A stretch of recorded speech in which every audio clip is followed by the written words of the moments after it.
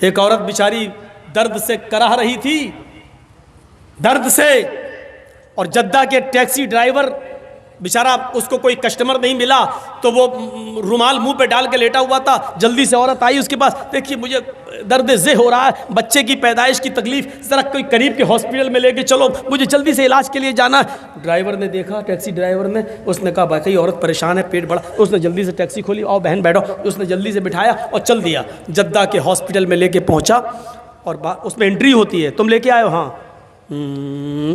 लिख दिया। अब ये बैठा है कि जल्दी से वो चेकअप करा के आए, तब हमें पैसा दे, जितना हुआ मेरे रियाल।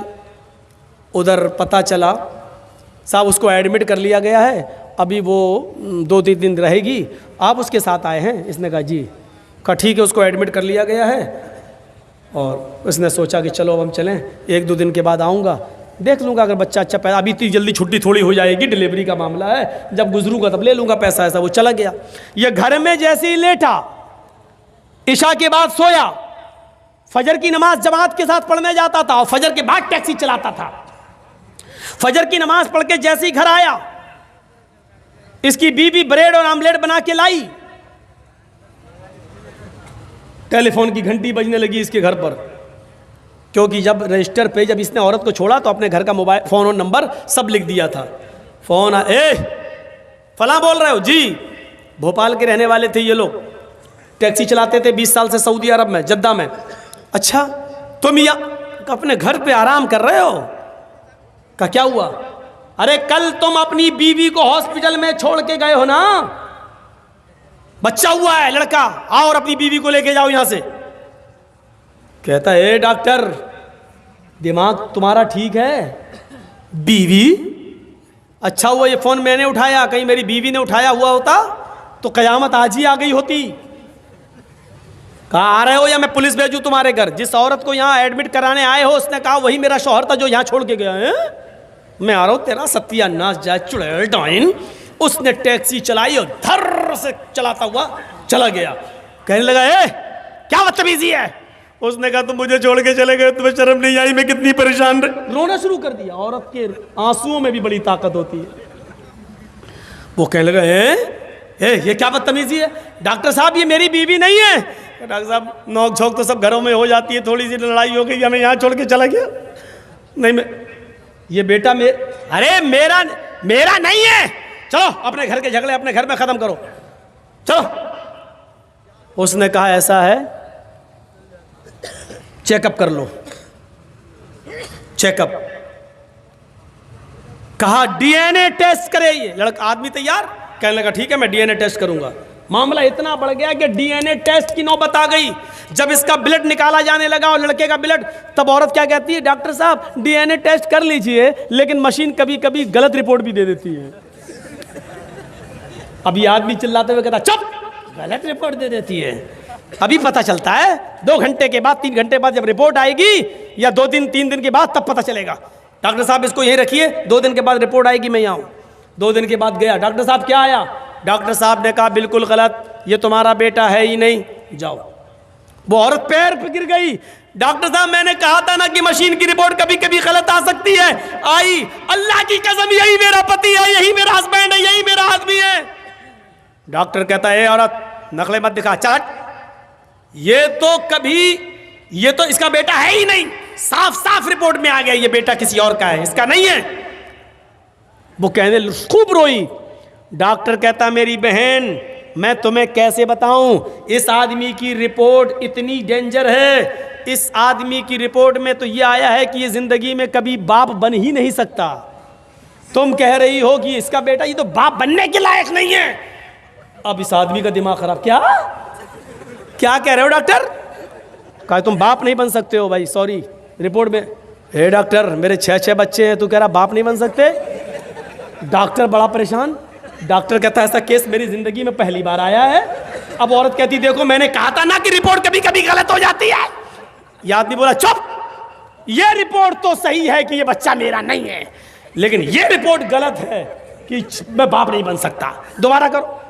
डॉक्टर ने फाइल फेंकी, भाग, मेरा दिमाग खराब करके रख दिया तुम लोगों ने, जा यहाँ से, जा, ये बेटा तुम्हारा नहीं है, जा पता लगा।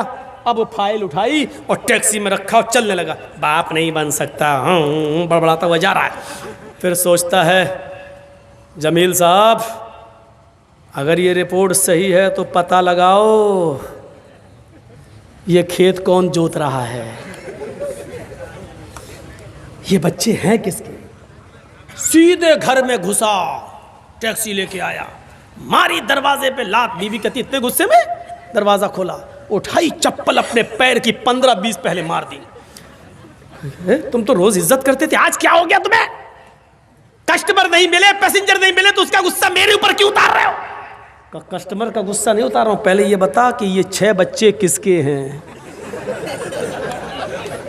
औरत कहती है आपको क्या हो गया? पूरी जिंदगी अमानतदारी के साथ में चली आपके साथ और आपने कभी हाथ नहीं उठाया, और आज के तो ये बच्चे किसके? फिर बता रही कि नहीं बता रही? तेरा झूठ छुप नहीं सकता, पता चल चुका है मुझे। ये मेरी रिपोर्ट कहती है कि मैं बाप नहीं बन सकता। ये बता कि बच्चे किसके, तो मारो नहीं, मैं बता रही हूं। कहा क्या? कहा गुस्सा ठंडा करो पहले। अब वो तो हो ही जाएगा, पहले बता। कहा कि आप का भाई भी रहता है ना यहाँ, आप रात में टैक्सी चलाते हैं, दिन में वो रात में चलाता है। मतलब आप जब दिन में टैक्सी चलाते हैं तो वो रात में टैक्सी चलाकर घर में आ जाता है, फिर वो दिन भर घर में रहता है, और जब आप रात में घर पे आते हैं सोने के लिए तो वो रात में टैक्सी चलाने के लिए चला जाता है। आपकी ड्यूटी दिन की है, उसकी रात की है। मेरे शौहर गुस्सा मत होइए, ये बच्चे उसी के हैं, क्योंकि मुझे उम्मीद थी कि तुम बाप नहीं बन पाओगे। कहा कि अभी यहाँ तेरा क्या, यहाँ तो सीधे गर्दन कटेगी तेरी, कत्ल। उसने उसी वक्त टिकट बनवाए और वापस भोपाल में आया और अपनी बीवी को तलाक दिया।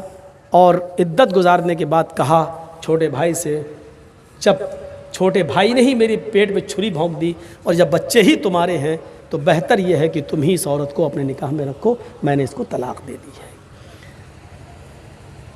बड़े भाई की बीवी को कौन संभाल रहा था? छोटा भाई, देवर। अब ईमानदारी के साथ बताओ ये हदीस कैसी लग रही है? अरअयतल हम्व या रसूलल्लाह, अल्लाह के रसूल क्या देवर से भी पर्दा करूं? अल्लाह के नबी ने कहा हम्वुल मौत, देवर तो मौत है भाभी के लिए। औरों से थोड़ी बहुत पर्दे में कमी हो जाए तो चलेगी, लेकिन देवर तो हर वक्त वहीं रहता, आना जाना। देवर भाभी के लिए मौत है। बंगाल वालों सुन लो, ये चंद मदरसे जो चल रहे हैं आज इनकी बरकत है कि औरतें कुछ बंगाल की सरजमीन पर नकाब और बुर्का और के पर्दे के साथ दिखाई देती हैं, वरना मैं 20 साल पहले जब आया था तो बुर्का नाम की चीज दूर दूर तक नजर नहीं आती थी।